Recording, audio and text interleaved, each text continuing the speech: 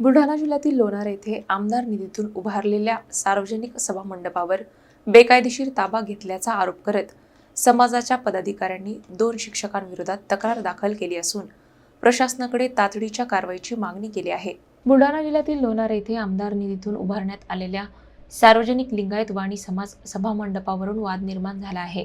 समाजाच्या पदाधिकाऱ्यांनी शिक्षक मंगेश शेटे आणि सविता केळकर यांच्यावर सभामंडपावर अनधिकृत ताबा ठेवल्याचा आरोप करत उपविभागीय अधिकाऱ्यांकडे तक्रार दाखल केली आहे। तक्रारीनुसार सार्वजनिक वापरासाठी असलेल्या सभामंडपाला कुलूप लावून समाजाच्या सर्वानुमते निवडलेल्या अध्यक्षांनाही ताबा दिला जात नसल्याचा आरोप करण्यात आला आहे। सभामंडपाचा व्यावसायिक वापर करून मिळालेल्या उत्पन्नाचा हिशोबही सादर करण्यात आलेला नसल्याचा दावा तक्रारदारांनी केला आहे।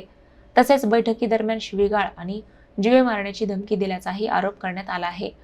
या प्रकरणात प्रशासनाने 9 जुलैपूर्वी योग्य ती कारवाई न केल्यास न्यायालयात दाद मागण्याचा इशारा तक्रारदारांनी दिला आहे।